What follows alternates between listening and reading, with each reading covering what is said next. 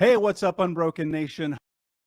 There's something about the practicality of it that I think that maybe other modalities miss out on. For the sake of conversation and those who perhaps formed, kind of take us through the top to bottom of what Gestalt is, what it means, and how it works in the healing journey. Yeah, for sure. If I may, I'm just going to put it through the lens of the adult chair model that I created, if that's okay with you, because it's all Gestalt there, or a big part of it is Gestalt. So Gestalt is all about, really, you hear people use the term the empty chair technique. So you can put different personas or parts of ourselves in these chairs, and it can become your mother, your father, or even a part of yourself. Let's say the perfectionist, let's say it's the victim. And then you can work with those parts, whether they're part of you inside or part of you out, or someone outside of yourself. It's powerful, powerful work.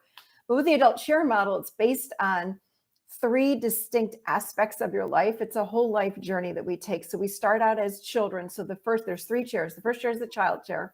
It's from the age of 0 to 6. This is when we learn all about true emotions, true needs, spontaneity, passion, intimacy, and vulnerability from the age of 0 to 6. After the age of 6 is when the ego starts to drop in.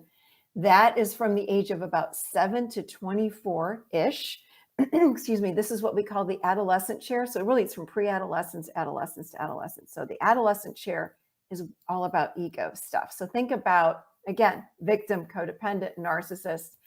This is where we learn not to live in the moment, because the ego always lives in the past and the future. It's always on guard. It's based in fear.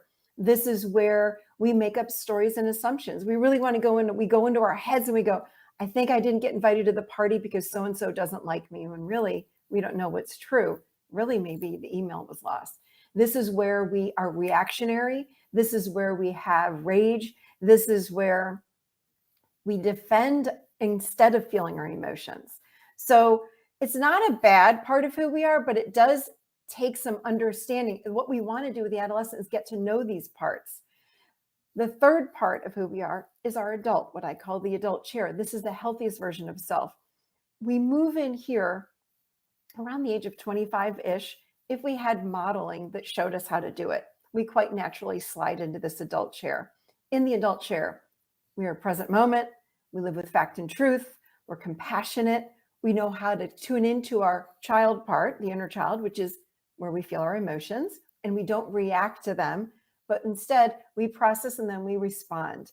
This is where we have compassion, again, for self, for others. This is where we're strong. We can set boundaries. We're very aware in this chair. So that's the goal. So no matter what ailment or what issue that we have, we're able to plug into these 3 chairs. So when I used to have clients, they would come into my office. I'd have 3 chairs that were set up, and I'd say, do a check-in from the chairs. So this is that Gestalt therapy. And I'd have people, let me give you an example. I remember this girl came in and she was hysterically crying. And I said, what's going on? She said, oh my God, I'm going to lose my job. I know I'm going to lose my job. And I said, well, do a check-in from the chairs.